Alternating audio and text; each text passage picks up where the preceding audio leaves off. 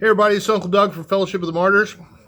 We got somebody here who was wanting to talk to y'all. And who are you? Hi, I am Cooper. I am originally from the Dallas Fort Worth area, and I just mainly want to talk a little bit of how I came to be here initially, and it does kind of is a good representative of how I come to find myself places. Uh, so I believe it was ear early to mid May. I forget which week it was. I lost. I Okay, so I was working on a contract for this construction company. Uh, when the contract became up, it was the end of the contract, and they just had a sign sign me for another contract, right? Uh, so I was just looking around trying to find something else, not able to find anything. 2 days after that, my place had an electrical fire, so I lose that. 2 days after that, I've been ran off the road, and that's how I lost that car, right? So I eventually found myself in this peculiar situation, uh, where I pretty much got uprooted from that area. So I figured, why not explore a little, you know? So I eventually just started heading north, decided, try the middle of the country, and then decide where I'm going to go, right? So I start hitchhiking.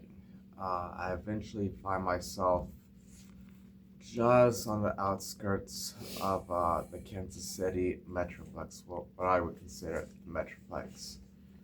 Uh, I was going to go into the city itself, but something was telling me to go explore the towns, like the small towns around it. So I randomly chose Excelsior.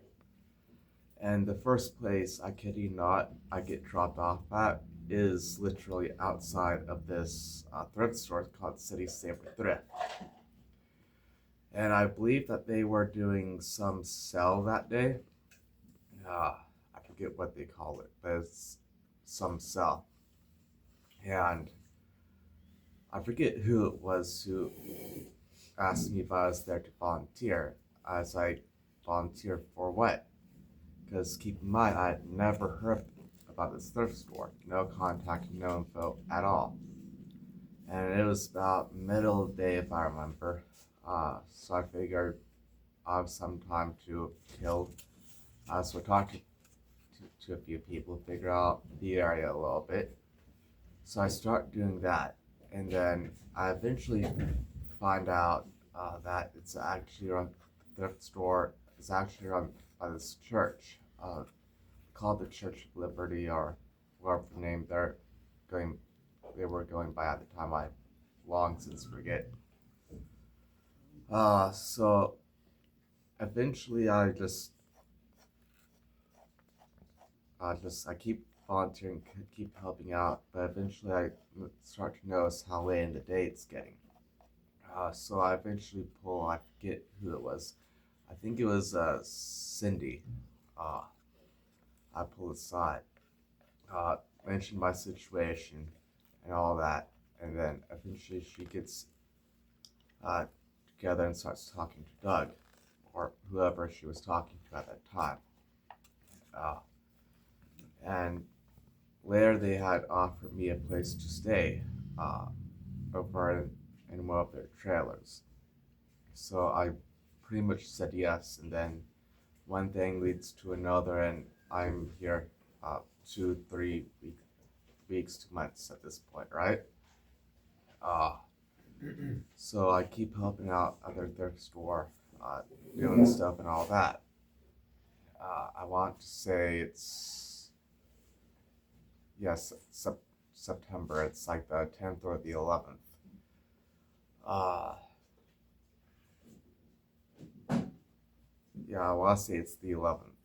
Uh, Anyway, so fast forward to September, right? Still helping out, going fast, going strong, and all that. Uh, we were, I want to say we're doing fixing up other trailers. I, for- I forget the town we were doing it, but we're renovating some trailers, right? End of the day, all that. So I'm pretty tired at this point.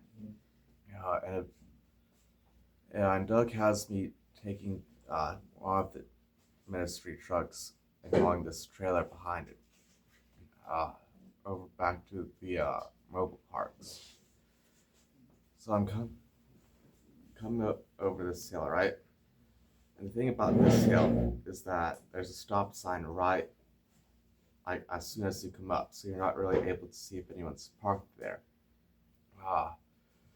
And I'm going like barely over the speed limit, right? So I come up over, see this car, right? Immediately slam on the brakes, forgetting I'm towing anything. A thing in the back slams into the back of the truck I'm driving, pushing me forward, and I like barely touch this car in front of me. So, if long story short, police were called. It turns into this whole overblown thing, where eventually one of the officers that responded had charged me with DWI. I kid you not, I had not a bit of thing of anything in me. And this actual court case actually lasted over the course of a whole year, which I recently got dismissed because the toxicology report got eventually came back and it cleared that whole thing. But it pretty much got blew up into this whole deal, even though the breathalyzer and the toxicology report said I was clean if anything, because the prosecutor eventually wanted to try to cause all this drama, do scare tactics and all that. I guess just to get higher ratings for numbers, I guess, whatever prosecutors, however they determine success rate. So that's pretty much how I found myself here. One thing after another. I'm I want to say like over a year and a quarter of a year I've been here now. Um, yeah, that's more or less how I find myself places. If that makes sense. Any future plans?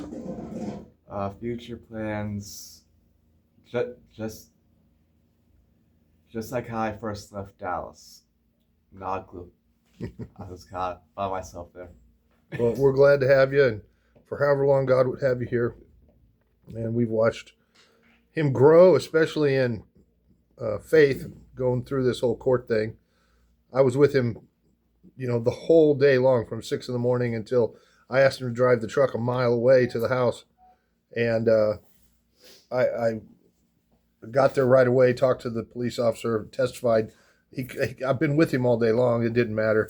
They were trying to just push it. But it took a year to get the toxicology report and drag this whole thing out and cost him a lawyer and everything else. But God prevails, and we're with you. We're for you, and we're glad to have you here. Thanks very much, Cooper.